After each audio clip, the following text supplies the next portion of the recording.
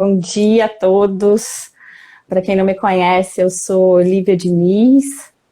Eu sou fundadora do Espaço Cria, uma escola linda, vive consciente do Rio de Janeiro. A gente está no Cosme Velho e é um prazer estar aqui com o André hoje. Diga aí, Dé, da onde você vem dessa terra maravilhosa? Eu venho da Bahia, meu nome é André Garcês, sou educador, psicólogo e também fiz a formação em constelação familiar. E a gente está aqui hoje para compartilhar com vocês essa interseção do conhecimento da visão sistêmica com a prática da educação viva, né? Lívia, eu vou pedir só para você ajeitar isso, sua imagem, para ver um pouco mais seu rosto. Perfeito. Então,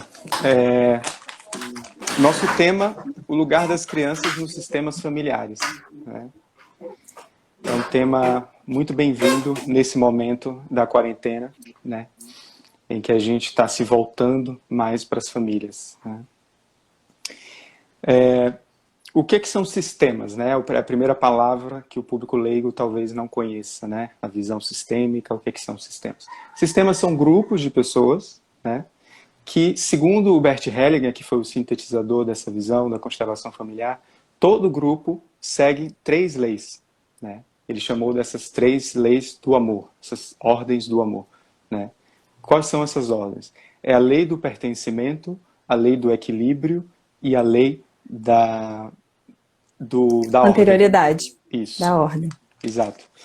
A lei do equilíbrio é o equilíbrio entre o dar e o receber. Tem um exemplo bom na quarentena, que é o seguinte: muitos que estão em casa e estão recebendo ainda o seu salário e não estão dando aquilo que o seu salário precisa, aquilo que a empresa precisa, estão provocando um desequilíbrio, né? Um desequilíbrio no seu sistema de dar e receber da pessoa que está, né, desse empregado, e um desequilíbrio na empresa. Então isso é insustentável. A gente está nesse momento da quarentena, a gente precisa criar estratégias, né, se a gente está recebendo aquele salário, né, para que seja equilibrado com o que a gente está recebendo. Esse é um exemplo, né, simples do dar e receber, mas que é para todas as relações, né? A gente precisa dar e receber em equilíbrio. A única exceção, e isso é importante ser dito, é dos pais para os filhos. Os filhos nunca vão poder dar para os pais aquilo que receberam, que é a vida. Então essa relação, ela já é por si só um desequilíbrio e ela está perfeita com esse desequilíbrio, né? Uma outra relação bacana de marcar é a relação do casal. Ela precisa sim estar em equilíbrio entre o dar e receber, mas é uma segunda exceção, em que o marido ou a esposa, né, ou o casal homoafetivo que seja, ele precisa sempre dar um pouquinho mais do que o que ele recebe para esse amor ser nutrido, né? Isso é uma outra exceção. Isso, na verdade, são as 2 únicas exceções. Todas as outras relações precisam estar em perfeito equilíbrio. A outra lei é a lei do pertencimento. O que é que isso quer dizer? Quer dizer que todo membro desse grupo vai fazer ao máximo, inclusive passar por cima de sua própria vida, mesmo que inconscientemente, para pertencer a esse grupo. E aqui cabe uma ressalva nesse momento, que é: o nosso senso de pertencimento está totalmente dissolvido e esgotado. O que é que eu quero dizer com isso? O sociólogo, né, Antônio, que escreveu sobre a economia do ócio, né, o ócio criativo, Damasio, ele fala que a gente colocou o trabalho como prioridade em nossa vida e que agora o trabalho, né, está sendo empurrado para ser secundário nesse momento de quarentena, e a família voltando ao seu lugar correto, ao seu lugar de origem, né, que é o lugar primário de foco. E o que é que aconteceu? Quando a gente fez isso, colocou o nosso foco no trabalho, a gente dissolveu também esse lugar de pertencimento que originalmente precisa estar associado à nossa família. E aí a gente volta para as casas agora na quarentena, e o que é que a gente percebe? Está todo mundo trazendo o trabalho de casa, e a internet ou o celular está substituindo essa distração do trabalho. Mesmo em casa, a gente está vendo famílias que estão ainda, né, mesmo depois de um mês aí, deram muitos poucos passos nessa interação, nesse lugar de pertencimento da família. Então isso é preciso restaurar, né, para que todos dessa família tenham força. Então é um momento muito oportuno né? Eu gosto muito da imagem de núcleo, né? O núcleo é aquele que no centro está condensado e depois está dissolvido. E a gente não, a gente estava totalmente dissolvido, né? Não tinha esse núcleo. Então a gente precisa pegar força desse núcleo, que é a nossa família, que é de onde derivam todas as outras relações, a relação com o trabalho, a relação com a família nova, com a esposa, a relação com o dinheiro, a relação com a sexualidade, a relação com a morte. Tudo deriva da família. E aí entra a importância da gente trazer essa visão sistêmica. Então falei da segunda Sim. lei, e a última lei seria a lei da ordem. Essa é uma outra lei que está toda bagunçada, e aí cabe mais ainda a importância da gente trazer isso. O que essa lei traz? De que o precedente tem prioridade. Quem é o precedente? É aquele que veio primeiro. Então, quem veio primeiro são os pais, os avós e por aí vai. Esses têm prioridade sobre quem veio depois. Eu lembro que quando eu era pequeno, né, eu almoçava com meu avô depois dos adultos. Eu lembro que eu virei para meu avô e fui brincar lá no momento em que ele estava conversando com uma pessoa e ele me deu um esporro falando: seu avô está tratando de negócio. E eu observei aquilo e voltei para o meu lugar, né? Nessa época era muito claro qual era o lugar da criança e qual era o lugar do precedente. Os nossos avós carregaram isso. Mas parece que os nossos pais aí, né, a geração aí dos 60, dissolveram um pouco isso e a gente está dissolvendo mais ainda a ladeira abaixo essa ordem. E é isso também que a gente vai se debruçar principalmente sobre essa lei. Como restaurar essa ordem na família de que a criança não está no lugar dela e os adultos e os pais não estão nos lugares deles. Quais são as implicações disso, quais são as desordens que isso provoca e a força que todos os membros dessa família perdem. Sim. Muito bom. E aí eu queria trazer um pouquinho o entrelace da visão sistêmica com a escola, né, com os espaços educacionais, né? Eu acho que a gente faz parte de uma rede incrível, né, a rede de educação viva e consciente. Dentro desse sistema da rede tem vários outros sistemas, o quintal das crianças, o CRIA. Então, a visão sistêmica, ela não entende o indivíduo, ela não entende a fração da parte, né? Ela vai olhar para o todo para a gente ter uma compreensão mais profunda da parte. Então, para a gente poder entender o movimento da educação viva, a gente precisa olhar para o todo, não dá para a gente olhar recortado para as partes, né? As partes, elas têm como essência comum o que tem no movimento como um todo. Então, isso é um olhar muito forte da educação viva dentro da escola, né? Esse resgate da comunidade. Esse resgate, a gente vai precisar estabelecer de novo conexão entre família e escola. A gente vai precisar dialogar, porque para a gente fazer esse tipo de trabalho mais sistêmico, que tem uma visão um pouco mais aprofundada, para a gente poder entrar nessas ordens, aonde esse sistema está desequilibrado, a gente vai precisar conviver, a gente vai precisar dialogar, né? Não dá para a gente seguir os modelos de escola aonde esse diálogo ele foi rompido. Teve uma quebra de fluxo aí, né? A gente vai precisar resgatar esse senso de comunidade. Isso a gente vai precisar fazer enquanto comunidade humana. A gente está vivendo esse momento de vida agora, né? Que é esse resgate de senso do comum, do coletivo. Então, dentro da escola, no espaço CRIA, quando chega uma criança, não chega um indivíduo, né? Ele chega dentro de um núcleo, dentro de um sistema dos seus cuidadores, pai, mãe, duas mães, avó. Todo esse sistema chega junto. A gente vai precisar olhar para esse todo para, de fato, a gente conseguir fazer um trabalho mais aprofundado, que a gente realmente consiga entrar e ressignificar essas relações. Senão fica uma prestação de serviço que não faz sentido. A gente já percebeu, né? Tem uma desconexão profunda desse trabalho, né? Então, só trazendo um pouco essa visão sistêmica, como ela se dá dentro dos espaços da escola, né? A gente vai precisar encontrar, e aí a gente já até falou aqui numa das lives, a gente vai voltar a falar sobre esse lugar da comunidade dentro dos espaços escolares, né? Dessa união, ela precisa ser reestabelecida para a gente, de fato, entrar num processo muito mais aprofundado, que é junto com as famílias. Eu trago um dado, Lívia, de que até mais ou menos 1800, né? A criança, ela convivia com a família até os 7 anos, mais ou menos, né? E depois ela ia, né, se tornar uma mini adulta. Ela transitava entre todos os espaços de trabalho, né, que os adultos frequentavam.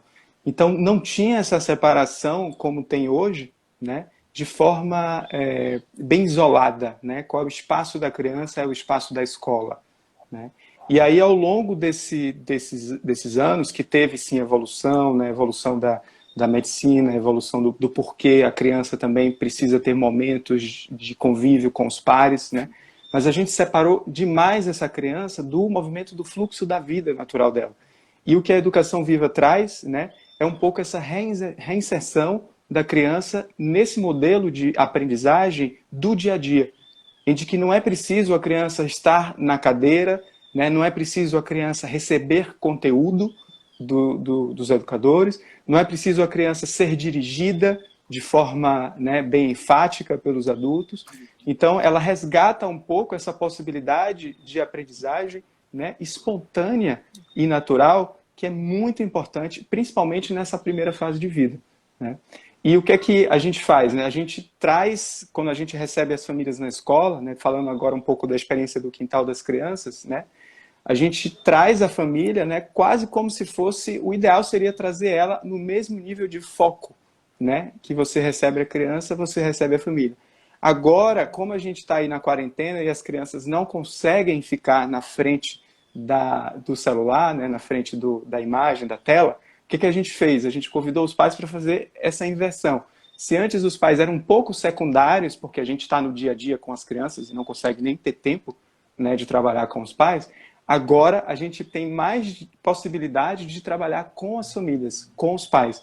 Como é esse trabalho? A gente fazer reuniões com todos, né, para falar sobre temas que estão, né, pegando em casa para todos. A gente fazer reuniões individuais com essas famílias, né, realmente resgatar esse lugar que foi apartado, que foi separado. Por quê? Por que é importante a gente tomar consciência, as escolas olharem para isso? Porque se elas não olharem, a gente vai continuar num movimento de ilusão. Que movimento de ilusão é esse? É de que a família consegue substituir esse lugar de educar as crianças. Antes existia um diálogo, educação doméstica e educação escolar, né?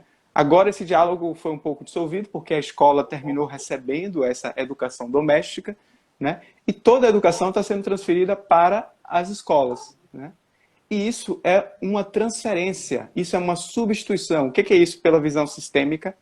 É alguém tentando ocupar o lugar de uma outra pessoa. Sempre que na visão sistêmica, por exemplo, um filho que os pais se separaram, ele tenta ocupar o lugar desse pai, ele se desempodera, ele desempodera esse pai e desempodera todas as relações ali.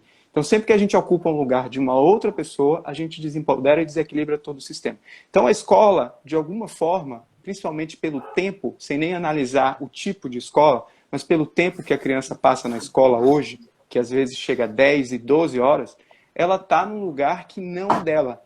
O lugar dela é um lugar de apoio e não um lugar de principal, como agente de educação.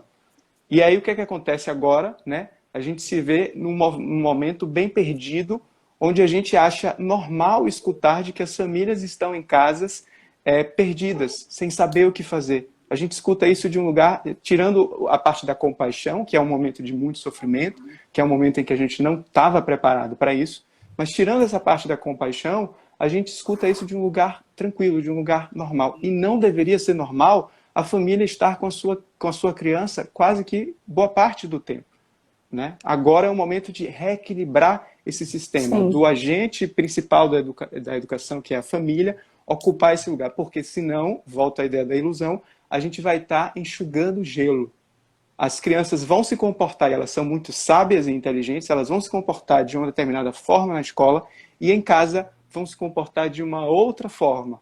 E quando essa escola muda, o que valeu não é o tempo que ela ficou todo na escola. O que valeu é a falta dos pais que ela teve em casa. Então a gente precisa reassumir esse lugar. Esse eu acho que é um ponto bem importante da gente sublinhar, né? Porque eu acho que é para além da educação. A gente naturalizou a não presença. A gente naturalizou que está tudo bem uma criança ficar 10 horas, 12 horas dentro de um espaço que não é a casa dela. Porque a gente naturalizou trabalhar não sei quanto tempo, porque a gente criou uma estrutura que não está a favor da vida. A gente criou uma estrutura anti-vida. A gente trabalha longe de casa, a gente fica não sei quanto tempo para chegar no trabalho. Então tem uma inversão total de papéis, né? Então a gente naturalizou esse lugar onde esse vínculo, essa nutrição do conviver, ele está sendo transferido para a escola, e isso não é possível. O espaço da escola, ele é um espaço maravilhoso de socialização, que o indivíduo ele vai buscar essa tessitura de novas relações. Mas isso só pode ser bem feito, isso só pode ser feito de forma potente se eu tenho a nutrição do meu núcleo familiar. Se eu recebi, se eu sigo recebendo ali uma estrutura dos meus cuidadores, a gente não está falando de pai e mãe necessariamente, né? São as duas referências muito fortes, mas de avô, de vó, de cuidador, de tio, de duas mães, das novas configurações de família.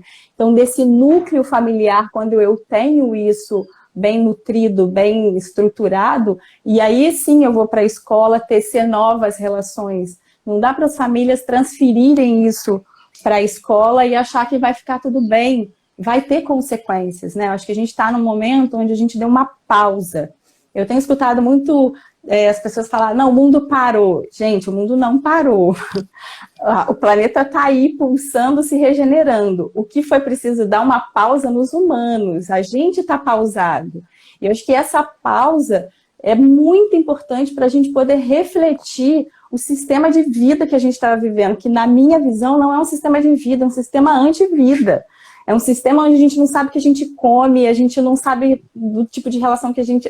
É uma distração da civilidade, né? A gente está o tempo inteiro distraído. É o computador, é o celular, é tudo para fora, né? Eu acho que é um movimento agora, e isso é um pilar da educação viva, é esse momento onde a gente vai precisar parar e olhar para dentro. Não tem outro caminho. Eu não consigo ver outro caminho senão esse lugar que a gente vai precisar se observar. A gente vai precisar construir intimidade com a nossa casa interna. Vai precisar se reconectar. Então, eu acho que essa pausa para a gente poder entender o que a gente estava fazendo com os nossos filhos. Eu tenho conversado com muitas mães de outras escolas, né? E esses dias eu estava falando com uma amiga e ela falou... Gente, eu estava tendo a aula, assistindo a aula junto com meu filho, eu fiquei assim, para que eles estudam isso? As pessoas não interagiam nem com aquilo que os filhos estavam aprendendo, e aí estão se dando conta de que não cabe mais isso, não dá mais, né? O aprendizado ele é tão maravilhoso, mas ele precisa estar conectado com o interesse da criança, para ter entusiasmo, né? Para estar a serviço da vida, do conhecimento, que faz sentido, senão... é qualquer coisa. Então, acho que esse momento que a gente está vivendo é incrível para que a gente possa realmente parar e olhar. E não é olhar para fora, gente. Não é olhar para fora. Não tem mundo de fora, tem mundo de dentro. É o momento da gente parar e olhar para essa casa interna. A gente vai precisar crescer para dentro. Precisa ter crescimento para dentro para a gente poder entender essa potência, entender o que faz sentido para mim para eu poder ir para fora. Senão a gente vai seguir na distração. Me veio uma outra coisa, Lívia, que é a relação da lei de pertencimento, né, um pouco que eu trouxe com a educação viva, né? Quer dizer, a gente está buscando pertencer aí, né, nas lives, nos Instagrams, no grupo, né, virtual, e antes estávamos buscando pertencer de alguma forma ali naquele trabalho, né? E esse pertencimento original, ele não está em nenhum outro lugar que não seja a família. E não é à toa que a gente está sendo obrigado agora, né, a olhar para esse lugar, né? Qual é a minha casa? E a minha casa, ela não é só a família, porque a família vai fazer mais rápido esse movimento da gente ter que se voltar para dentro. Se eu estou ali em contato, né, frequente com a minha esposa, né, com os meus filhos, eu não tenho saída. Ou eu enlouqueço, que é o que está acontecendo, ou eu vou para dentro, né? Então, a gente está num momento aí de um ponto de virada, né? E aí, Lívia, pode ser bacana a gente trazer um pouco sobre as novas configurações, né, da família. que a gente tem observado, né? Que esse lugar pela constelação familiar, só retornando um pouco o conceito, a mãe é aquela que traz a criança para a vida e o pai é aquele que empurra a criança para o mundo. Então, esse é o lugar original da mãe e esse é o lugar original do pai. Esse empurrar para o mundo tem a ver aí, né, com uma certa força que é colocada, com uma certa ação, com uma certa coragem, né, que é mais ou menos o lugar masculino anterior, que era aquele que trazia um pouco mais de ordem, de limites, né, para as crianças, e o lugar da mãe era o lugar de proteção, de nutrição. E nessas novas configurações em que, né, o pai perde esse lugar e a mãe perde esse lugar, e hoje se tem, né, muito a ideia da mãe solteira, né, que a gente pode falar um pouco sobre isso. Como é que fica esse lugar do pai e da mãe diante da criança? Do que a criança precisa ali? Né? E aí, só retomando, o lugar da criança, né, ele deve ser sempre menor do que o dos pais. Ele deve ser sempre o lugar de me guie, pai e mãe. Me guie porque eu amo vocês. E porque eu amo vocês, eu confio em vocês e eu sigo vocês. Então a autoridade para a criança vem a partir do amor. E não a partir de qualquer outra ideia que a gente tem. Ela segue os pais porque ela ama os pais. Esse é o lugar da criança. Não, a autoridade não deve ser a base de troca, não deve ser a base de manipulação, não deve ser a base de nenhum desses artifícios que a gente está acostumado a usar. Então a criança precisa ir para esse lugar dela dentro da família. Vou passar a palavra, depois eu falo mais. Eu acho que para uma criança ocupar o lugar dela, os pais precisam ocupar o lugar deles, né? Acho que tem uma inversão muito grande tem uma dificuldade muito grande de assumir a autoridade. A gente está vivendo uma sociedade onde a gente tem muito medo de crescer. A gente tem medo de morrer, a gente tem medo de envelhecer. E crescer e assumir esse lugar de adulto é ter responsabilidade. É ser convocado para esse lugar de responsabilidade, né? Tem uma frase que eu gosto muito, que é: somos adultos infantilizados adultizando as crianças. Então, eu acho que é esse lugar de transferência, né? Se eu, enquanto mãe, não assumo o meu lugar de adulto, o meu filho não está liberado para ser criança. E aí ele vai precisar ficar cuidando de assunto de adulto. Ou então eu projeto no meu filho o que ficou faltando na minha história. E aí a gente vai voltar de novo para o ponto onde precisamos nos olhar.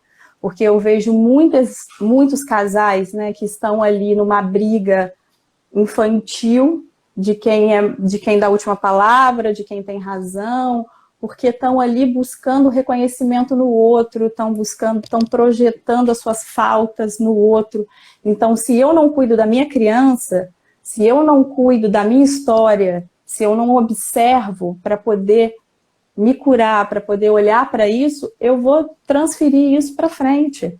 E aí eu vou ter meu filho e vou projetar isso tudo nele. Então, é esse lugar de a gente reorganizar os sistemas. E quando um sai fora do seu lugar, todo mundo sai fora do lugar. Então, para que meu filho possa ocupar o espaço dele, eu preciso estar num bom lugar enquanto filha dos meus pais, para que eu realmente possa ocupar o meu lugar de adulto e o meu lugar de responsável para essa criança, de responsabilidade, né? A gente atende muitas famílias, né? E uma coisa que eu noto muito é uma dificuldade de assumir responsabilidade. Porque o adulto, quando ele é convocado, ele está preparado para assumir responsabilidade. A criança não. A criança ela não está aqui para ser responsável, ela está aqui para fluir, ela está aqui para ser cuidada, ela está aqui para ser guiada. Então ela se sente segura quando ela olha e fala: ufa, estão me vendo, aqui tem alguém que está me cuidando. Se eu olho e falo: ei, uma outra criança que está me cuidando, porque as crianças elas sacam, né? Elas leem as entrelinhas, né? Elas estão vendo. Então esses adultos eles precisam realmente estar no papel de adulto. E para isso a gente vai precisar de novo. E por isso esses espaços tão importantes dentro dos núcleos das escolas, para que a gente possa aprofundar e falar: epa, então tá, eu estou vendo isso aqui com seu filho, mas vamos entender aqui os processos de separação. Quantas vezes eu vejo no CRIA crianças que estão tendo que resolver a separação do pai e da mãe, porque os dois não conseguem se entender, porque estão ali presos nas suas infantilidades, né? Então, acho que esse lugar da criança, ele só é possível se os pais pegam o bastão e ocupam os seus espaços, né?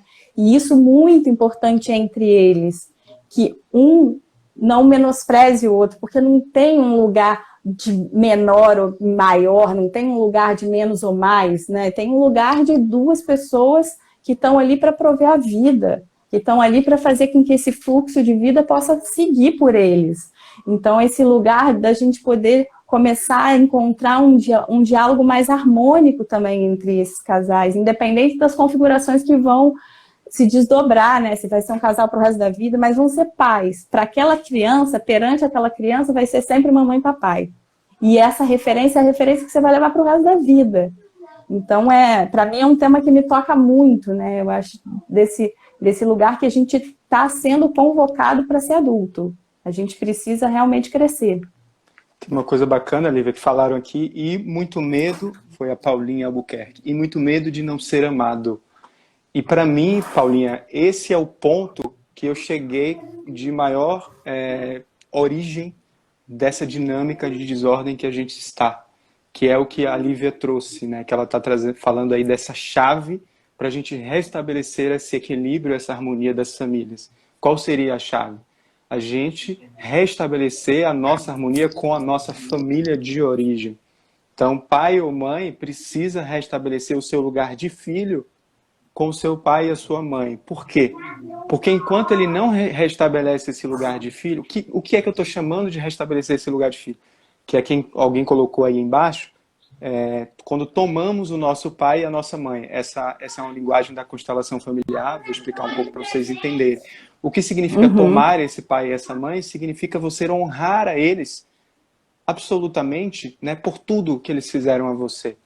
Significa a gente parar a partir de uma idealização de pai ou mãe que a gente gostaria de ter tido, né, a gente abandonar essa idealização e honrar a eles pelo que eles foram. Por quê? Porque para a constelação e para a visão sistêmica, eles nos deram o nosso maior presente, que é a vida. E aí eu vou trazer algo bem provocante, bem forte, que é o seguinte.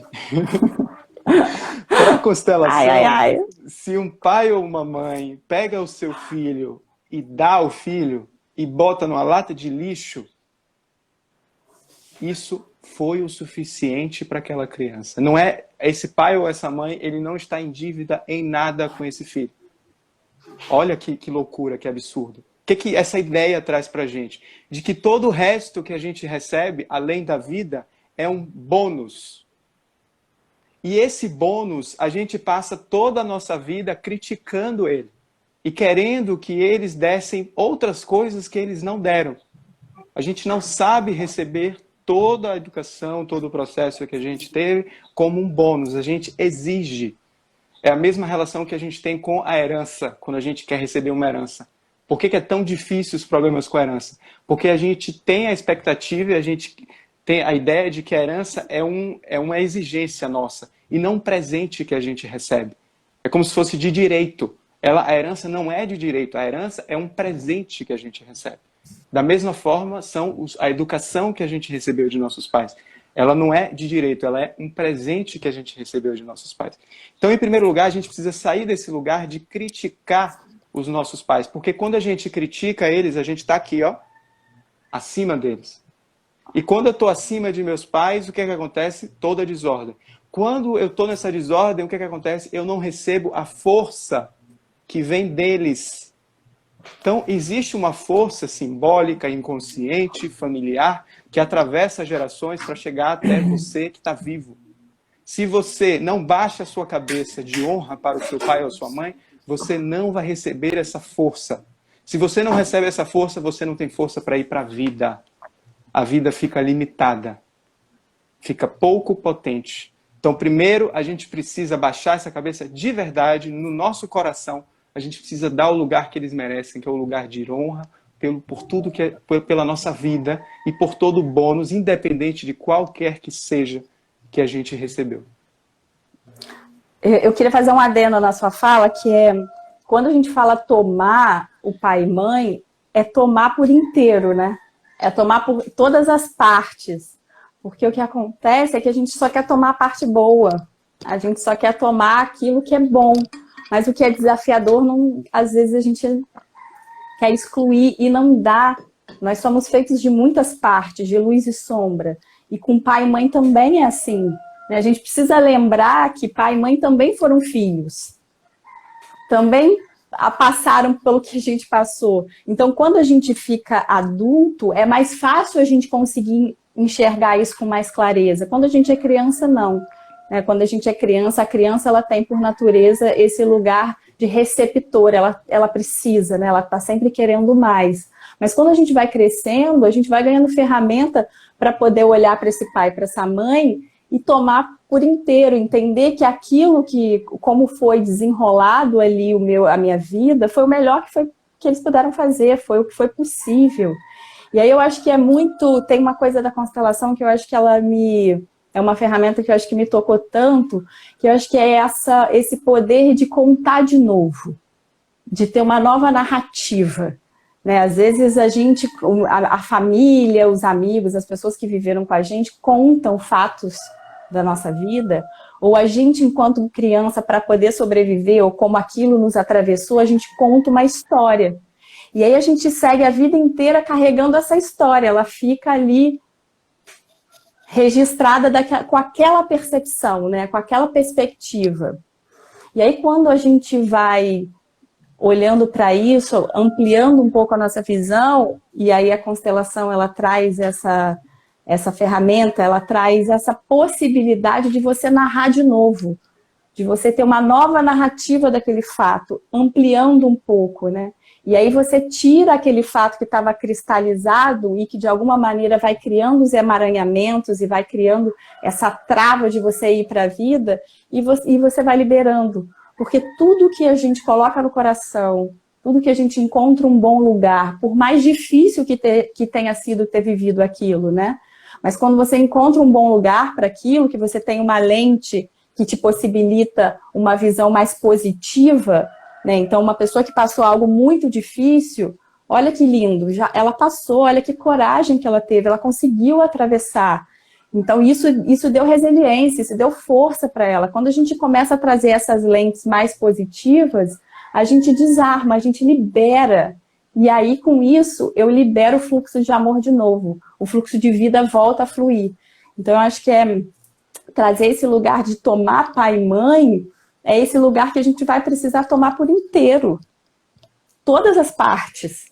Aí a gente consegue realmente ganhar essa força de caminho para frente. Mas enquanto eu só quero tomar só uma parte, eu só quero ficar com o que é bom, não é possível. E aí a gente fica nesse lugar atado e na crítica, e na falta, na escassez. E a gente fica emaranhado aí nesse bolo, né? Então, acho que quando a gente toma por inteiro, a gente libera, a gente aceita, a gente assenta. E a gente percebe que com muita compaixão, eles fizeram o melhor que foi possível para eles, né? E aí, com isso, a gente se empatiza mais com a humanidade. E quando a gente é pai e mãe, a gente vai perceber, né, que a gente está aqui o tempo inteiro numa experimentação da vida. A gente está aqui experimentando, né? A gente está fazendo o melhor que eu, todos os dias, olho e fico aqui no meu mantra, que eu possa fazer o melhor para os meus filhos, né? E o melhor para os meus filhos é ser completamente verdadeira para eles. Mas se isso vai ser suficiente, como eles vão tomar isso não tem o controle, né? E aí, Lívia, entra o ponto, né, de como a gente não está liberando esse fluxo, né? E a gente tem ainda essa relação com os nossos pais, né, ainda complicadas, a gente fica com medo das crianças, dos filhos, não amarem a gente. Por quê? Porque o nosso amor está bloqueado com os nossos pais. Então, se está bloqueado para cima, está bloqueado para baixo também. Então, eu passo a me relacionar com o meu filho, com a minha filha, com as crianças, de um lugar com medo de que eu preciso da aceitação dele, né, para, de alguma forma, sentir esse amor. Né? Eu preciso dele para me sentir como um pai. Né? E aí, é nesse momento em que a gente provoca essa desordem. em que o seu lugar, enquanto pai, enquanto mãe, não é necessário nenhuma aceitação dele para te colocar nesse lugar. Esse lugar já é seu de origem. E isso precisa ser restabelecido a partir da família original, né? Quando a gente sai dessa dinâmica, né, a gente consegue, por exemplo, usar o nosso lugar de autoridade diante das crianças. Porque a gente jogou fora o autoritarismo lá dos nossos avós e jogou fora junto à autoridade, né? E aí a gente está indo, a polarização que a gente está indo é para permissividade agora. E a gente precisa, não, Sim. peraí, tinha alguma coisa útil, né, na época dos nossos avós, em que os lugares eram muito claros. Por exemplo, você entra numa casa hoje, você vê que a sala inteira da casa é tomada pela criança. Você não tem, é difícil você encontrar coisas, por exemplo, que as crianças não possam mexer, que coisas de vidro que vão quebrar, né, e por aí vai. É difícil você encontrar, às vezes, local de social mesmo dos pais, de receber outros amigos e tal, porque a criança tomou todo o lugar nessa casa. Se a criança toma o lugar na casa, simbolicamente ela está tomando o lugar da família. E aí é o que você falou antes, né? É muito perigoso ela estar nesse lugar porque ela não pode assumir a responsabilidade desse lugar. Então os pais perguntam, para onde é Sim. que a gente vai, meu filho, no final de semana? Onde é que a gente vai agora? Né? O que você quer fazer? O que você quer comer? A gente está dando escolhas, poder de escolhas demais para as crianças e é algo que elas não podem arcar com essa responsabilidade. E é pesado para elas. É pesado e confuso para elas. O que é diferente de quando a gente inclui as crianças na rotina, né? A autonomia não é algo que você dá, é uma conquista, né? Então, dentro da nossa casa, quando a gente faz acordos, quando a gente estabelece, olha, aqui, esse pedaço aqui, você dá conta de cuidar. Então, esse pedaço aqui é seu. Agora, esse aqui é coletivo, é nosso. Então, acho que tem um lugar que a gente precisa ter muito cuidado com essa autonomia que a gente dá para uma criança e dessa confusão. São perguntas que a gente faz que não, eles não têm poder de resposta, né? E aí, com isso também, eles entendem, porque muitas das vezes gera uma confusão na cabecinha deles, né? Você quer visitar a vovó? É uma pergunta ou não? Porque se não é uma pergunta, não pode ser feita com uma pergunta. A gente vai visitar a vovó, né? Eu acho que incluir eles no que eles podem ter autonomia de decidir dar para eles esse lugar de segurança de que tem alguém que é maior que eu, que é responsável sobre o todo, e eu, pequeno, sou responsável por uma fração pequena daquilo que eu dou conta para mim. Então então no final de semana a gente vai para tal lugar e vocês podem escolher o que a gente vai, sei lá, assistir o filme vocês escolhem. Precisa ter um pouquinho, as crianças elas precisam ter um pouco de segurança, de saberem que elas não são responsáveis por coisas que elas não têm como. Não dá para elas tomarem essa responsabilidade, né? Então, acho que isso que a gente está falando aqui é bem importante trazer para as famílias, né? Esse lugar de extremismo, de uma permissividade total, onde as crianças ficam com muito medo. Elas se sentem muito inseguras, porque não tem ninguém olhando. E aí elas precisam decidir coisas que elas não têm como decidir, né? E aí isso não gera confiança na vida. Eu não posso confiar na vida se eu não posso confiar nos meus pais, se eu não posso confiar em quem está aqui me sustentando. Eu preciso de sustentação para poder voar. Mas quando a gente chega aqui, quando a gente precisa de um ninho, com alguém que está ali olhando para coisas que eu não tenho que olhar agora. Para quando eu for voar, eu ter segurança, para quando eu tiver que olhar para coisas, eu tive isso, né? Eu aprendi, eu tomei isso, eu me nutri disso, então agora eu dou conta de fazer. Tem uma metáfora, Lívia, que eu trago, que é, imagine você tá indo escalar, né, pela primeira vez. E aí o mais experiente, o seu professor vai na frente, né, vai abrindo o caminho na rocha, e ele vai, né, colocando a corda para você subir atrás, mesmo se você cair, você tem a corda. E o que a gente está fazendo com as crianças? Botando ela na frente, em um lugar em que elas nunca foram. Né? Isso de uma forma simbólica, tá, gente? De uma forma simbólica, de uma forma caricaturada, mas é o que a gente está fazendo com as crianças. Né? Colocando a escola nesse jogo, né, eu trago muito a metáfora de pais separados que estão brigados. A escola de um lado, a família de outro, o pai e a mãe. Aí o pai fala, aí a criança pede uma coisa para o pai, aí o pai fala, meu filho, vá, eu não sei se eu posso fazer isso. Aí o filho vai dizer, mamãe deixou. Mentira que a mãe não deixou. Ele vai lá e faz. É a mesma coisa ele faz com a escola. Porque minha mãe deixa. Estou trazendo de uma forma caricatural novamente, né? Mas o que acontece? A criança não está sendo educada de nenhuma forma. Está sendo educada pelas duas, mas são duas instâncias, são dois agentes que não estão congruindo, que não estão se relacionando, que não estão atentos ao que está acontecendo um com o outro. E nisso a criança vai crescendo por si mesma, vai crescendo de forma insegura. E esse crescimento de forma insegura gera todas as consequências que a gente está vendo aí. Né? Jovens cada vez mais se automutilando, entrando em depressão, transtorno de déficit de atenção e hiperatividade, dislexia, e por aí vai. São várias consequências negativas, né, que as crianças estão pagando um preço alto por essa desestruturação familiar, que a gente precisa restabelecer essa ordem. A gente já chegou aí num tempo, Lívia pode trazer mais coisas, mas a gente chegou num tempo aí de perguntas, então, por favor, perguntem, tá? Para a gente poder responder. Tem uma pergunta ali, Lívia, que veio sobre isso deveria ser, então, matéria escolar. Eu digo para você, olha, eu discordo. Primeiro porque isso primeiro precisa vir para os pais, né? E segundo porque o processo vivo de aprendizagem, ele não é através de conteúdo e através de matéria, né? Ele é o conhecimento ali exposto, né? E a criança tem toda a liberdade para buscar os seus conhecimentos. Então, na minha visão hoje, a escola deveria ser um lugar terapêutico para os adultos e um lugar de brincar para as crianças. É assim como a escola deveria ser. Por quê? Porque as famílias precisam de apoio. Elas estão realmente perdidas. E as escolas também estão perdidas, mas elas pelo menos estão tendo mais vivência com as crianças. Então, uma saída para essa desestruturação seria a gente transformar essa escola, abrir as portas dessa escola para os pais de forma terapêutica. Sim. Eu acho que isso é uma coisa bem importante, assim. Eu acho que é matéria de escola, mas é porque, na verdade, deveria ser matéria de vida. O que a gente faz nas escolas vivas e conscientes é manter essas crianças conectadas com elas, que elas possam se perceberem, que elas possam estar ali vivendo, não vivendo essa desconexão. Porque quando eu estou conectada comigo, quando eu estou me investigando, quando eu tenho intimidade comigo, eu me dou conta desses processos. Então, na verdade, isso é matéria de vida.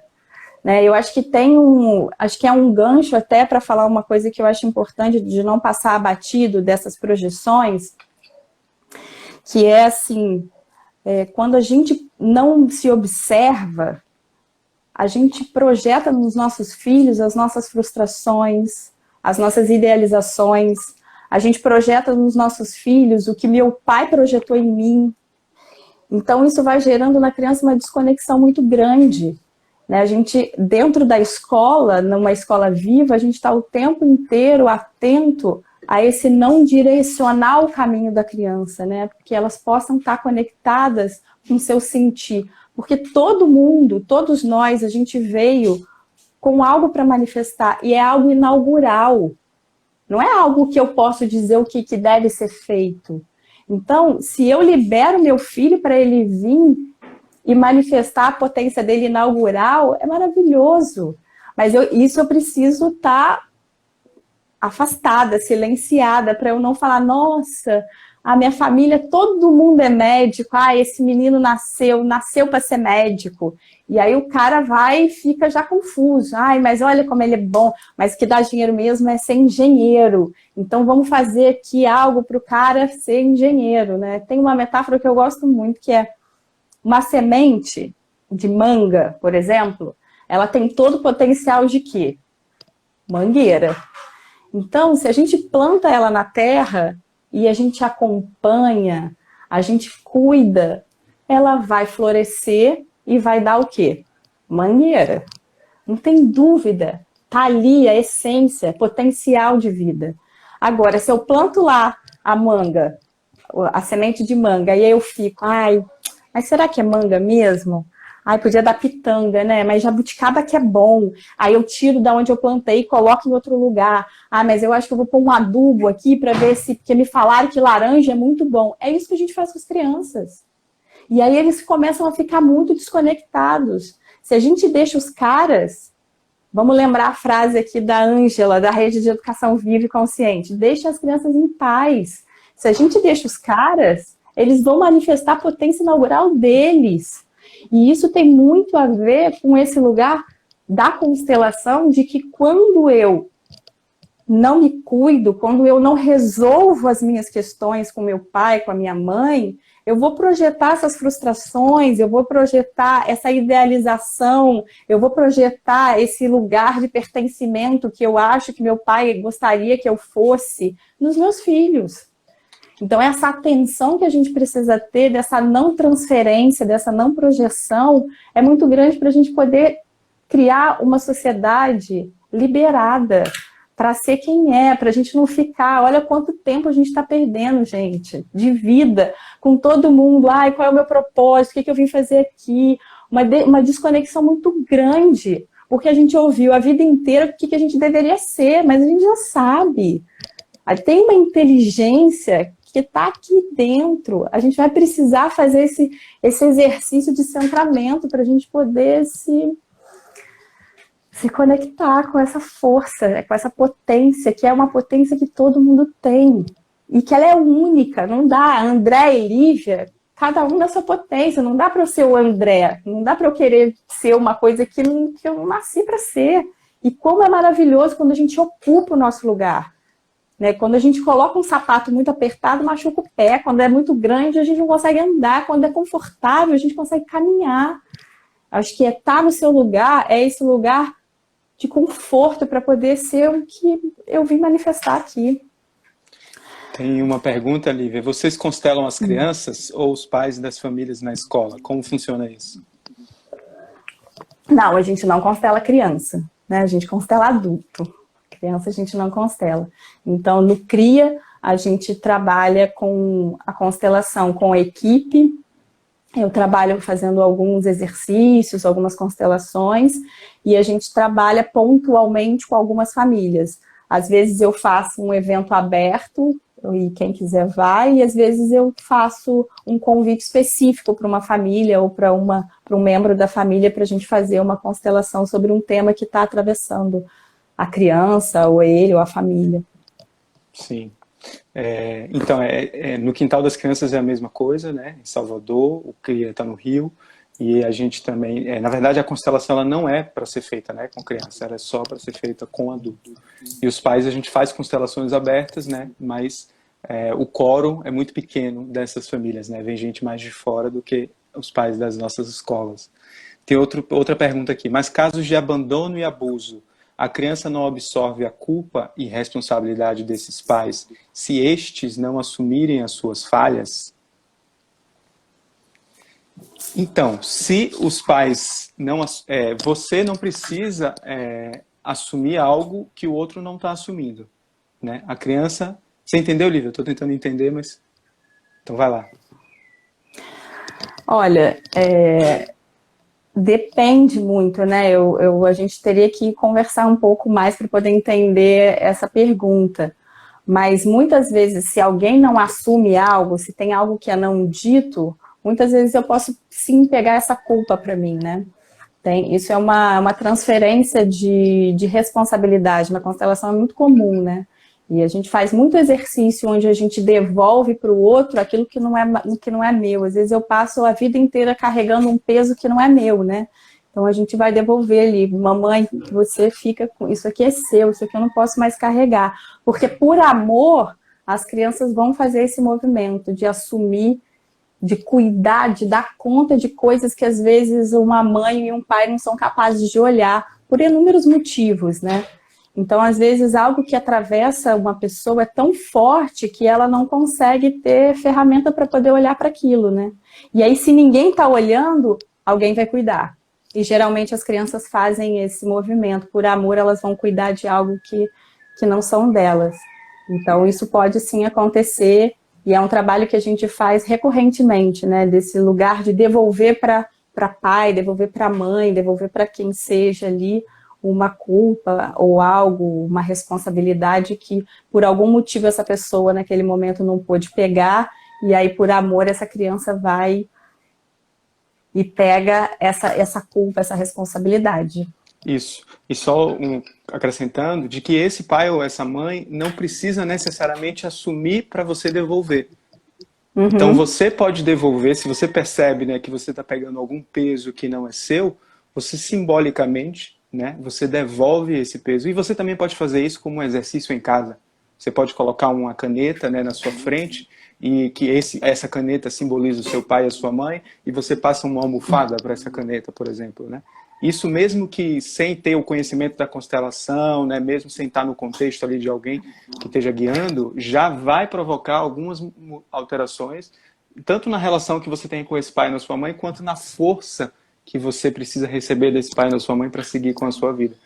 Então, não há essa preocupação do outro ter que assumir. A grande questão é a gente não pegar o que não é nosso, independente se o outro vai assumir ou não. Sim. Aí tem outra coisa aqui, mas tem as relações em que os pais se habituam a estarem no lugar de filhos. E os filhos se sentem responsáveis por esses pais. Aí crescem Sim. e fica difícil a relação de respeito para com esses pais. Sim, é o que a gente já falou um pouquinho, né? Se esse pai, essa mãe, se esse cuidador, ele não assume esse lugar de responsabilidade, ou se ele ficou numa falta muito grande com seus pais, ele vai projetar essa falta no companheiro, no filho, e aí esse filho vai ocupar o lugar do pai. E aí é um desequilíbrio muito grande. Essa criança ela vai ter que assumir coisas que esse pai não dá conta de assumir. E aí, porque esse pai ele ainda está num lugar pequeno, num lugar infantil, né? Então tem uma transferência, uma inversão de papéis. E aí é o exemplo que você deu antes, né? Meu pai está aqui, eu estou aqui. Se isso aqui acontece, gera um desequilíbrio muito grande. E aí tem todo esse afrontamento, esse não reconhecimento, esse não respeito, essa dificuldade que essa criança vai ter perante a autoridade. E isso tem consequências no desenrolar da vida dela, né? Vai ter muita dificuldade com a autoridade, de colocar sua autoridade, de assumir responsabilidade, de ter autoridade, de ver pessoas com referências de autoridade, porque essa representação de pai e mãe, que é essa maior representação que a gente vai ter na nossa vida de autoridade, de alguém que está ali maior sobre nós, quando isso não se estabelece, isso gera muito ruído, isso gera muito... tem consequências, né? E, Bé, sim, só para a gente cuidar do tempo, está faltando mais ou menos 4 minutos, acho que a gente pode fechar. Você queria também trazer uma coisa, e aí eu queria sugerir da gente fechar com um exercício bem simplesinho, para a gente sentir essa potência do que é estar no nosso lugar. sim, vamos lá. Eu queria só trazer, né, de que amanhã a gente segue, né, o nosso tema amanhã vai ser da paternidade viva e consciente, né, com 2 pais aí, vamos ter um assunto bem bacana, né, sobre essa questão do masculino, que tem a ver com um pouco com o que a gente está trazendo, né, desse lugar do masculino. E eu estou abrindo um grupo terapêutico de pais e mães nesse momento da quarentena, né? É um grupo pequeno, de 12 pessoas no máximo, ainda tem vagas, certo? É um grupo vivencial, onde a gente vai trazer os desafios de casa e eu vou mediar essas interações, né? Para a gente se apoiar, porque às vezes um desafio de uma casa é o desafio de outra e há um aproveitamento muito grande dessa dinâmica, né, do grupo. Então sejam muito bem-vindos. Mais informações estão lá no Instagram da Rede Viva, desculpa, no nosso Instagram da Escola Quintal das Crianças, né? Ou no meu Instagram pessoal, educador André Garcês, com Z no final. Vou escrever aqui para vocês verem. E eu queria só trazer rapidamente, Lívia, esse ponto que muitas mães trazem, né, de quando a criança cresce sem o pai, né? Quando a mãe é uma mãe solteira e cresce sem o pai. Esse lugar de pai ele precisa ser honrado, mesmo que ele não exista, né? Ele não pode ser substituído pela mãe, mesmo que ele não exista. A mãe não pode fazer alienação com esse pai, né? Do que ele foi, do que ele não foi para essa criança. Esse lugar Não é que precisa ele não ser... exista, Sim, não que ele não exista na presença, né? Porque esse exatamente. pai, ele existe. Isso. Então é muito importante preservar esse lugar de pai, mesmo que ele não tenha existido na prática, né? Na vivência ali com a criança. Isso é importante para a criança, né? Para a criança crescer com essas duas forças que é necessário para ela ir para a vida dela. Para que ela possa receber esse fluxo das suas linhagens, né? A gente tem linhagem materna e linhagem paterna. Então, para que a gente possa ir com essa força para a vida, para receber essa ancestralidade, tanto de um lado quanto de outro, a gente precisa honrar esses lugares, né? Mesmo que a presença física não foi possível por qualquer motivo. Isso, a gente é Querido, 50% pai e 50% mãe, né? Isso é reza a lenda que a importante. gente é 100% pai e 100% a mãe. Isso, uma outra perspectiva. Querido, eu queria muito agradecer que eu inaugurei, eu não sou muito do universo das redes sociais, que eu inaugurei aqui com você. Para mim foi um prazer, uma honra. Eu Queria digo agradecer mesmo. todo mundo que acompanhou, me senti muito acompanhada por todo mundo que entrou aqui.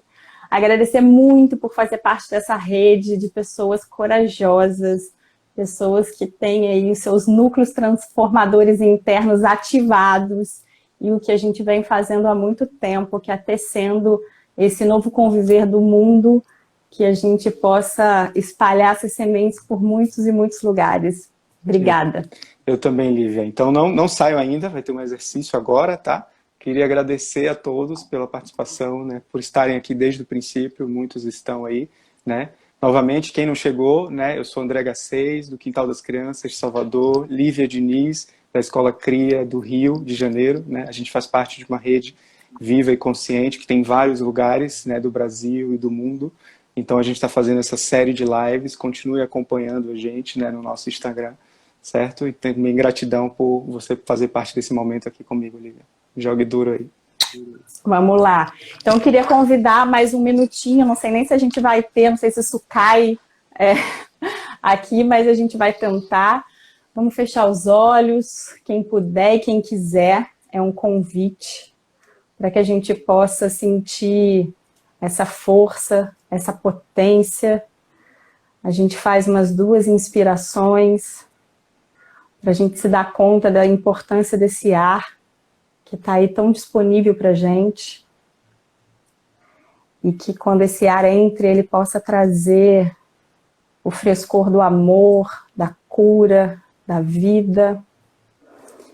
E a cada expiração, eu deixo ir aquilo que não faz mais sentido, as minhas crenças, as limitações, os padrões.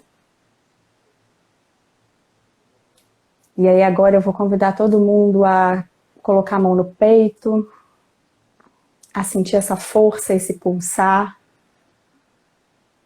de amor, e que a gente possa se ver pequeno diante dos nossos pais, e que a gente possa ocupar o nosso lugar de grande perante nossos filhos, que cada um aqui possa ter sido beneficiado com um pouco mais de amplitude, de visão, para que possa ocupar o seu espaço no mundo, e que a gente possa agora, nesse momento, hoje, num dia tão simbólico, hoje é o dia da Mãe Terra, que a gente possa emanar todo o amor para essa terra que está sendo regenerada, e que a gente possa se conectar com essa força de regeneração interna, que a gente possa crescer para dentro, meninos.